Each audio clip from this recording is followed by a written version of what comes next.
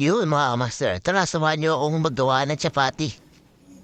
Bali kalating kilo nga pala itong gagawin natin chapati.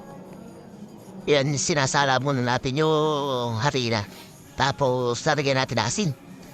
Yan, medyo karamihan din para medyo malat-lat ng konti yung gagawin natin na chapati. Namiss natin yung Indian food. Lagi natin kinakain ito nung nasa Singapore tayo tsaka ba rin. Yan. Tapos lalagyan natin ng maligam-gam na tubig. Yung sakto lang siya, maligam-gam lang talaga. Hindi sobrang init. Tapos halu-haluin lang natin yan. Tapos uka natin, mamasa-masahin na natin. Yan, ganyan. Bali, isa't ka natin taso yung nalagay natin na tubig yan. Yan, halu-haluin lang natin.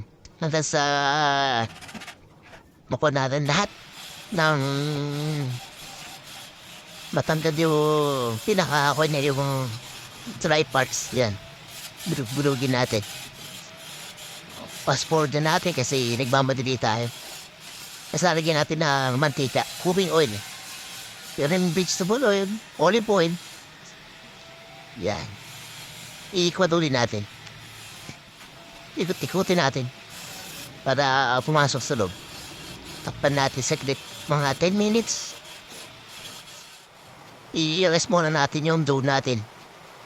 Ngayon tapos hahatiin na natin yan sa 8 piraso. Yan, palahati.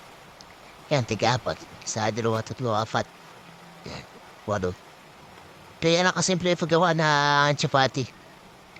Namiss natin bigla yung Indian food eh. Yan, nagaparin na natin yan. Yan, ganyan. Tapos, ikuha natin ng konti yan yung nalagyan natin ng mantika ulit. Parang nakikita niyo sa Indian food talaga, sa street food ng India. Ganyan natin ginagawa nila. Tapos bibilutin natin ito ganyan. Tapos i-roll ulit natin pabilot. Para mamaya pag pilit-pit natin, para may layer siya pag niluto na natin. Sagditan lang naman yan. Dami natin nagawa, 8. Tapos ang lahay natin dyan kanina. Kung naluto na, bali 4 kami. Kaya na. Sipte yan lang. Ayan, niluto na natin. O, diba? Yun. Sarap niyan. O, yan na. Isang mabili. O, tapos miyahin na natin. Medyo usog-usog lang ako, pero ganyan yung gusto natin eh. Mainit siya, may layer. Tignan nyo kung paano kung yung layer ng chapati natin.